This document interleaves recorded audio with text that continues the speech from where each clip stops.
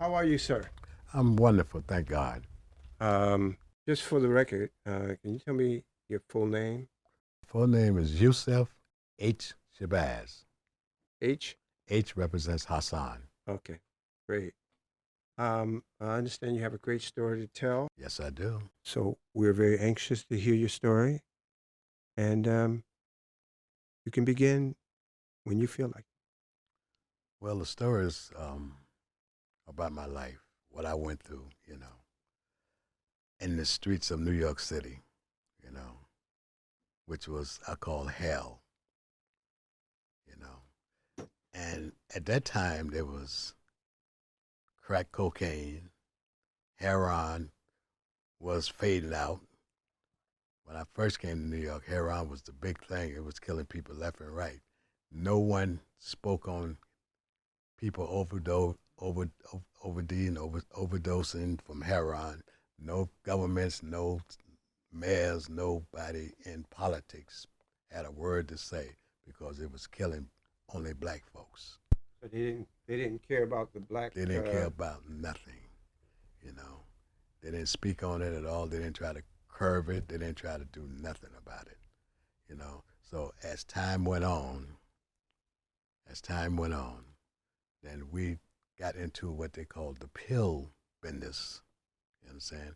And we call it easy money. But really, when you look at it, it wasn't really easy money for the simple reason, like my grandmother always told me, she said, money, you can make a lot of money, but sometimes money could be the root of all evil if you don't understand what money is all about. It took me a long time to understand that. It took me a long time to really relate to that. So I went on into the pill game, you know, and we started out with the a diet pill, as they call it, you know. So what did you do before that? What did I do before into Before the the pill pill games? game, yeah. I was juggling, dipping and dabbing in heroin, dipping and dabbing in crack cocaine, you know. But I realized that it was killing my people Mm-hmm. because of my background, and I had to back up out of that. So one day I was introduced to the pill game, and they said, I said, so what does the pill game does? How how does it make money? I said, I can't. He said, what I'm doing, young man told me, what I'm doing is better than what you're doing. It makes more money than what you make in the heroin game. And I said, no, I don't think so. I said, nobody never showed me that, you know. He said, I tell you what. He said, I like you, because you got a good head on your shoulder. He said, I'm gonna get my pills Saturday. What are you doing Saturday? I said, well, I'm not doing nothing. I don't work on the weekends, He said, well, Saturday, he said, I'll give you $500 to ride with me to this particular place, you know, just to ride. I said, you're going to give me $500 just to ride with you? He said, because I want you to see. He said, because me telling you, you're not going to believe this. I said, okay. I said, I'm just thinking, I said, he just popping game. He don't, you know. So you figured what's the worst that could happen? You have five I hundred got five dollars. hundred dollars. But I said he's not gonna give me no 500 just to ride with him. I said he talking out the side of his mouth. I don't know what he been smoking, but I don't believe he gonna give me no $500 to ride with him. Tell me about the the offer you couldn't refuse. Oh, the offer was something. He told me 500. I thought he was just talking off the top of his head. I saw this guy was small. I don't know what he's smoking. So that Saturday, my doorbell rang. My wife said, "You expecting somebody?" I said, "No." So she wanted me to answer the door, and she said, "Who is it?" So she told me who it was. And he asked me, was I ready? She said, where you going? I said, you're going to take me somewhere. I'm going to check something out. She said, okay, just be careful. I said, okay. So I comes downstairs, open up the car. He had $500 bills on the seat of the car. As before, when you get ready to sit down, right there. You couldn't even sit down I couldn't without. sit down and say the money was right there. So I said, oh shit, 500. So I counted it, 500. He said, that's yours. He said, I told you, He said, just to ride with. I said, just to ride with you? He said, just to ride with me. I said, okay. So I put the $500 in my pocket and we ride. We went to where we had to go. We got to the people's house. The people had the money laid out on the coffee table, laid out, stacks of it. Hmm. So he said, "How you doing? How you doing? This is my man, you know, so and so and so and so. You know, how you doing? Okay, I have everything. Okay." He said, "The number's right." He said, "The number's right." He said, "Okay." He said, "Is your money there?" He said, "The money's right." He said, "The money's right." So he said, "Okay." So he dumped his bag out on the sofa with all the pills in it. Then he took the shopping bag and went straight down the line on the coffee table and just began to put all the money in the shopping bag. Shopping bag, all that money. I'm looking at all this. I'm like, well, I be damned. So he said, okay, see you next week. He said, okay. So we get downstairs. He said, I said, where we going? He said, where we going? He said, we going back to New York. Now, I'm thoroughly convinced now that this is the move for me. You understand? He was absolutely right. I was on a slow boat to China. I said, now I got to get on the fast boat now. Okay, now. I said, okay, I'm down. I said, what you want me to do? He said, we'll have a meeting Sunday. This is on a Saturday. We're going to have a meeting tomorrow. You know what I'm saying? I want you to be at this meeting. You know what I'm saying? I'm going to let the guys know you coming. I said, okay. So they had a meeting before I got there. So they decided that they didn't want me in. You know what I'm saying? Because, you know, he got the Muslims with him. He's a Muslim. He got the Muslims with him. When they come in, they're going to take over. This is where they was at. What you were doing was legal. Is that Yeah, correct? it was, no, what they was doing was legal. What I was doing what got me 20 years in the penitentiary. You know what I'm saying? I knew that for a fact. So once I came in and I saw what it was, and I saw that it was all about the fat girls, all about the fat girls, I said, now this is legit. I said, okay, I'm down. So now they try to vote me out. This particular guy was like the godfather. You know what I'm saying? What he said went. He said, no. He said, I want him with me. He said, y'all have no idea who this man is. This is a brilliant man. He just did time in the federal penitentiary for embezzlement with the banks. He robbed the banks with the pen. He said, I got to have him with me. You understand? That's the God's honest truth. I robbed the bank with the pens. I didn't go in with the gun. I went in with the pen, you know, writing pen, you know, and, you know, history. That was history. You know, I helped somebody was doing real bad. I helped them. I'm jumping. I don't jump to something else now. I helped this particular person because he needed help. He was getting put out of his house and everything. So he asked me to put him down with the bank scheme. So that's okay. I said, I'll help you. You know, this will get you out the hole. 1, 2, 3. So I helped him, put him on, showed him how to do it. Anyway, he gets jammed somewhere down the line. You know what I'm saying? And they beat him half to death, and he told on me. You know what I'm saying? So they set me up, you know what I'm saying? Because they said they didn't have no idea who I was. They said I could have got away forever and ever and ever. You know what I'm saying? If this particular person wouldn't have been involved and ratted me out. Anyway, that's neither here nor there. But let me go back to the pill game. So anyway, they voted me out at first, but then he said, no, he's going to be my partner, my personal partner. You know what I'm saying? I want him with me. So that's how I got down. You know what I'm saying? You saw a gift in you, Yeah, a yeah, special yeah. personality He gift. saw that the train wasn't going nowhere. He saw that the train could really go with the right engine. You Right. know, it could fly. You know, that's what he saw.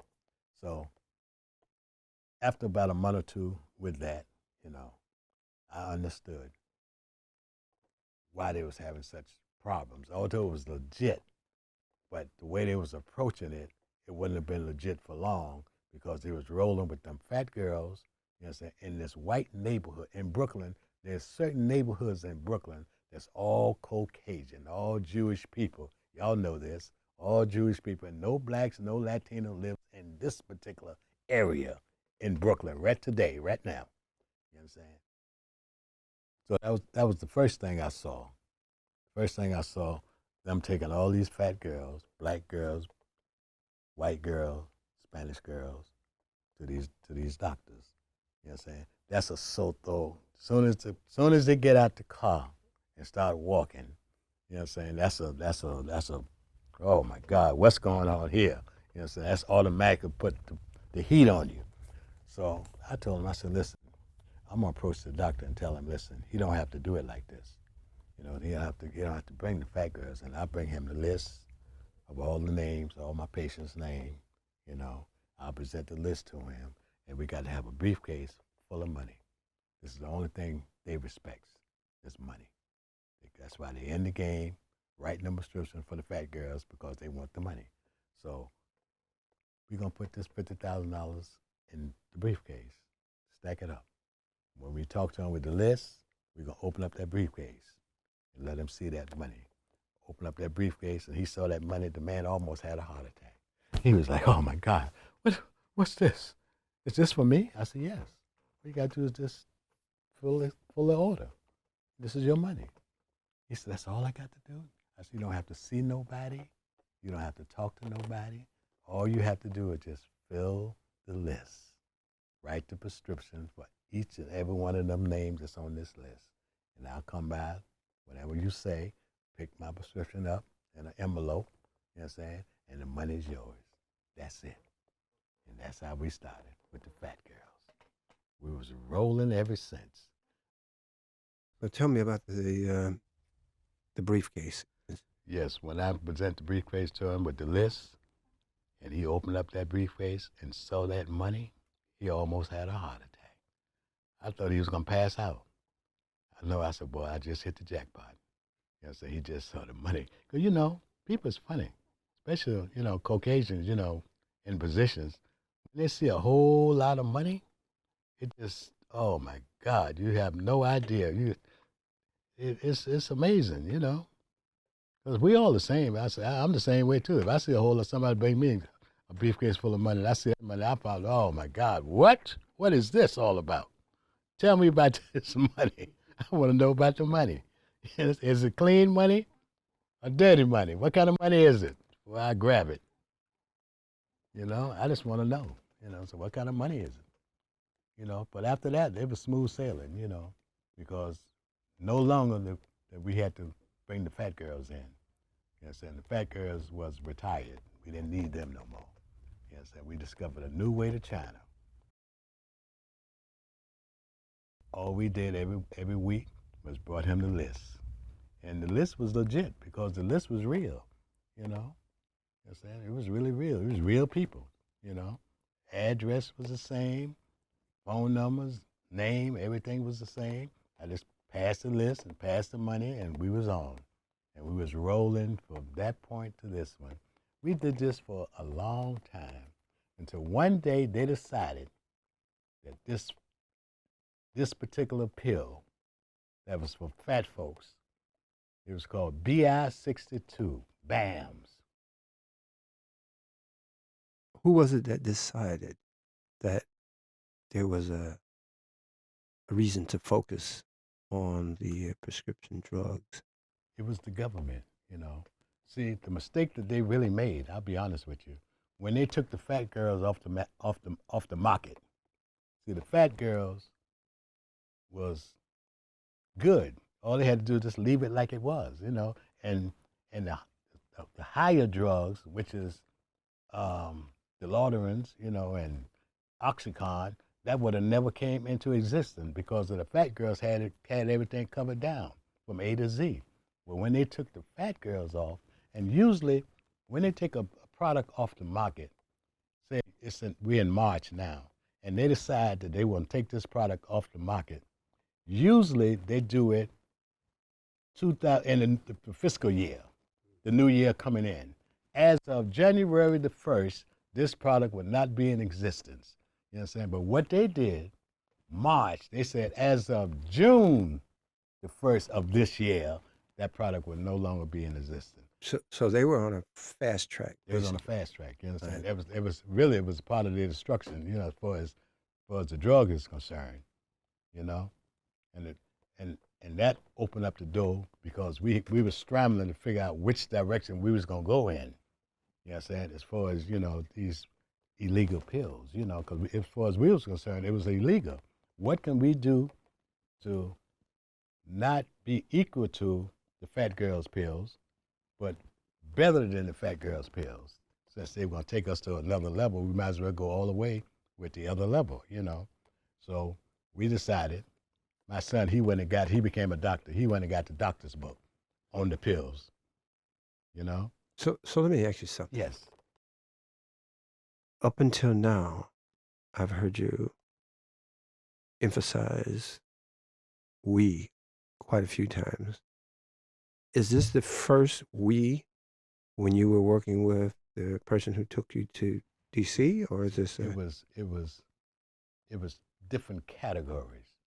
We was the first graduate students of, say, who graduated from college from 1979, I would say.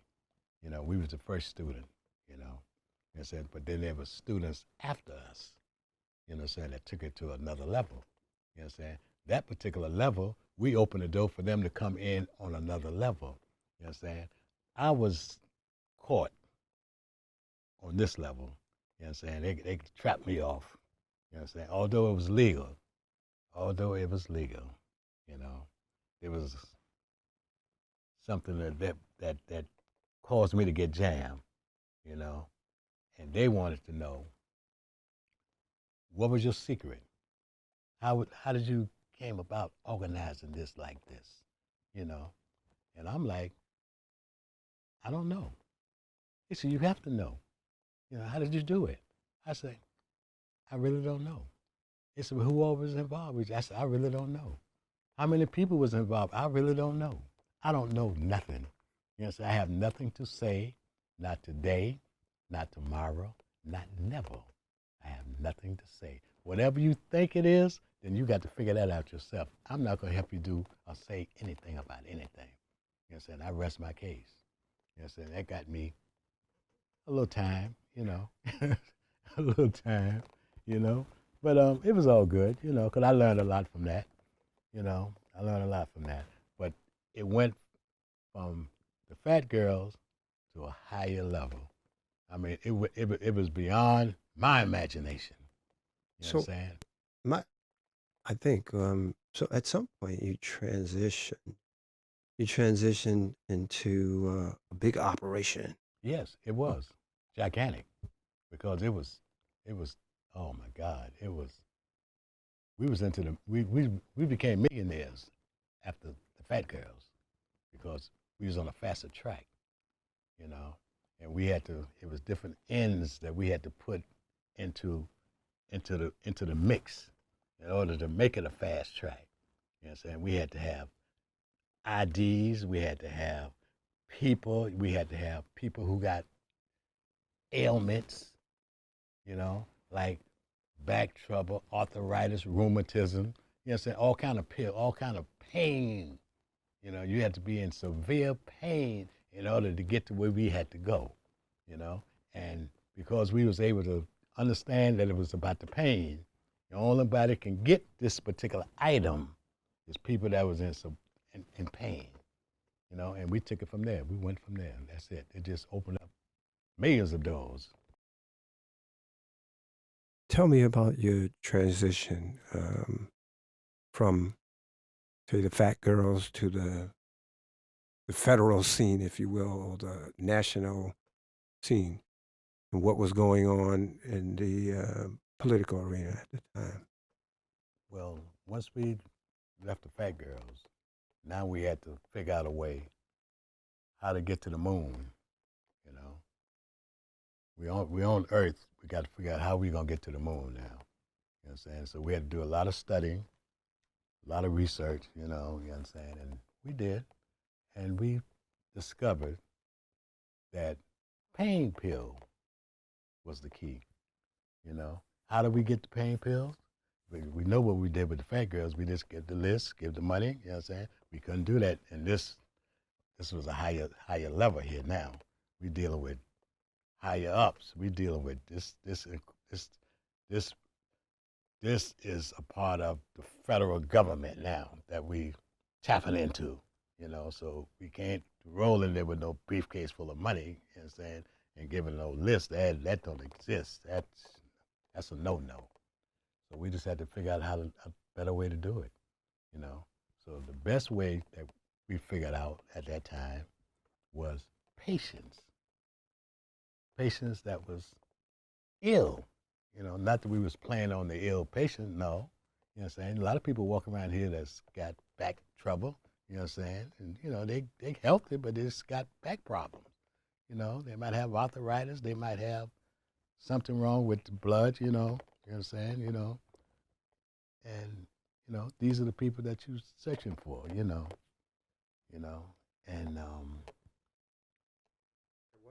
I'm gonna have to say this particular part that I didn't want to say, but I'm gonna say it anyway. What I discovered in my traveling and my searching for knowledge, you know what I'm saying, it's an ailment, Then I asked the doctor one time about this. It was called, I know you probably heard of it, sickle cell patients. You ever heard of people that have sickle cell? Only black people suffer with sickle cell. I asked the white doctor, I said, what is it about this particular disease that only attacks black people? No white people have sickle cell. None. Not a one in the world. I wanted to know, what is it? What y'all do to us that only we get sickle cell? And he said, well, it's the blood. I said, no, disease don't discriminate against no one. Even like the disease today, you know what I'm saying? It don't discriminate. Everybody gets hit with this disease. Black, Latino, white, Mexican, I don't care who you are. As long as you're a human being, you get hit with this disease if you're not careful, if you don't cover down, And I want to know from him why. He couldn't give me no answer. But I said, well, it's something y'all did somewhere down the line, you know what I'm saying, that only affect black people, Mm-hmm. You know what I'm saying? He couldn't, he was like dumbfounded. I said, all right then. So we started dealing with that. Now, in this particular disease, sickle cell, there's what you call a sickle cell club. They have a group, a family. You know what I'm saying? Only sickle cell is a member of this particular group, So we was able to tap into that. You know what I'm saying? And instead of having the fat girls, now we had sickle cell, patients, that we juggled with. And it takes your blood. You know what I'm saying? If your blood come back, you know what I'm saying, that you have sickle cell, you know what I'm saying, that gives you what you call a license to get Oxycontin So, pills. so if you have the sickle cell trait, Yeah, you still can have get that, right? As long as you got sickle cell or the trait, it makes no difference because it'll come back through the blood. So if there was a sickle cell trait, you qualified basically to be able to get this medicine, this medication. Yes, Okay. yes. Even if you don't have the full sickle cell, but you have the trait, it don't make no difference. As long as it's going to come back through that blood, so that you have a trait or you have the sickle cell, anything close to it, you in. That's how it went. That's how we roll, So what gets a person into the club, so to speak, with the this new discovery you discovered? Well, it's who is directing the ship, to determine who comes in and who comes out, you know. So I was directing the ship, so I was able to put anybody I want to put in, whether they like it or not. So I was getting ready to. I caught a case, so I was really getting ready to go away, for a period of time, you know. And my sons, my sons, they was dipping and dabbing and selling crack cocaine. And at that time, selling crack cocaine, when you get caught, they was giving up a lot of time to young blacks. They was giving them 25, 35 years, 40 years for selling crack. And it was unjust, really, because crack cocaine and cocaine itself is the same thing. One is just processed a little different than the other. You know what I'm saying? But they was getting the black youngsters a whole lot of time, and when the whites get caught with selling cocaine, they got a small bit of time, you know. And they fought for that for years. They won too, you know. They're saying it's the same thing. How you gonna give them 100 years and the cocaine sellers, you give them 5 years? You know, that's unjust. And they fought that. They won. You know what I'm saying? It's the same product. It's cocaine. One Mhm. is just processed into crack cocaine. You know what I'm saying? This one is just cocaine. You sniff cocaine, you either gonna sniff cocaine or you gonna smoke crack cocaine. And they fought and they won, you know. So anyway, my sons was dipping and dabbing in crack cocaine. And I knew I was going away, you know. I didn't really want them in that because there was too much time that they was gonna be facing. So I told them, I said, listen, because they kept asking me, put us down, you know, once you put us down, I said, I can't really do that, you know, it's a family thing, you know. Well, I'm family, put us down, you know. Otherwise, we're going to sell crack cocaine. You know, you got a choice. Put us down or we're going to sell crack cocaine. How, You know what I'm what saying? was the monetary differences Or what? in terms of what they were doing as opposed to what you discovered What I was doing, economically speak? What were the economics? economically, it was more money. That's number one. Number two, it was nothing to do with destroying your people. You know what I'm saying? Black folks, I said it earlier, I'm going to say it again.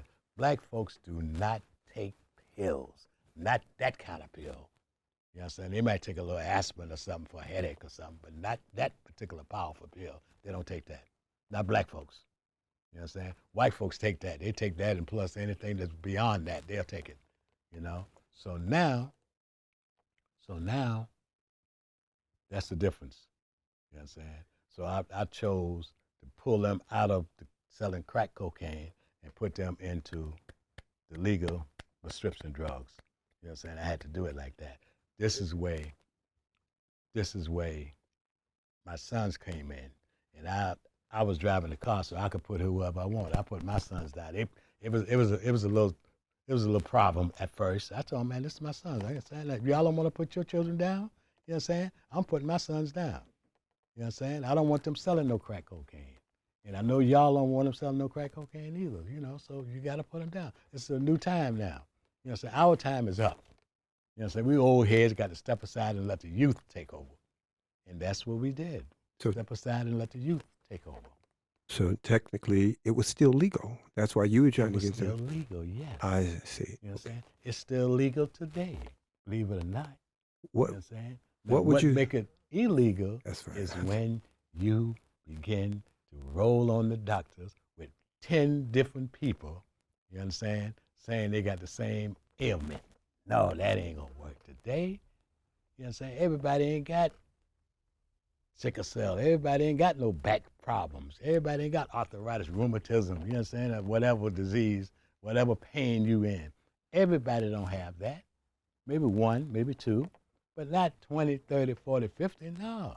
So now that's a whole different ball game now. You know what I'm saying? People begin to put the microscope on you now, you know what I'm saying, so we can see clearly, you know. So tell me about the day you actually went to your son, and what did you say to him to convince him to come on Because board? well, there wasn't too much I could say. They already knew. They already knew the difference. Because the problem was I didn't okay it. That was the problem. You know what I'm saying? They couldn't understand why. Why are you not gonna okay this? What did you say to him to get him on your team or make him see the value of what you were working with? Well, I didn't have to say or do anything too much because he was already aware of the difference between the two. He already knew, you know. And I stepped to him. I told him, I said, listen, I'm getting ready to go away. They get ready to give me a lot of time. I say, I don't want to be sitting up in the penitentiary thinking about y'all out here selling this crack cocaine and that y'all gonna get jammed and get a lot of time and that will be on me. I said, so what I'm gonna do, I'm gonna bring y'all in. You know what I'm saying? You and your crew, you and your brother, however, bring y'all in, you know what I'm saying? And y'all can take it to another level, you know?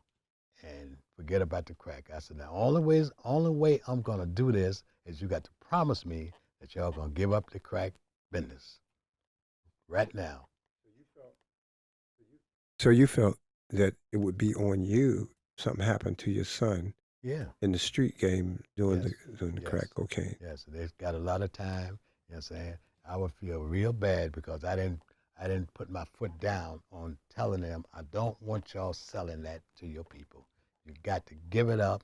Come with me. I'll show y'all how to do this the right way. You know, and it won't be no pressure. You know, if anything happen, you won't go to jail for a lot of time. I said, I'm getting ready to go away for 10 years.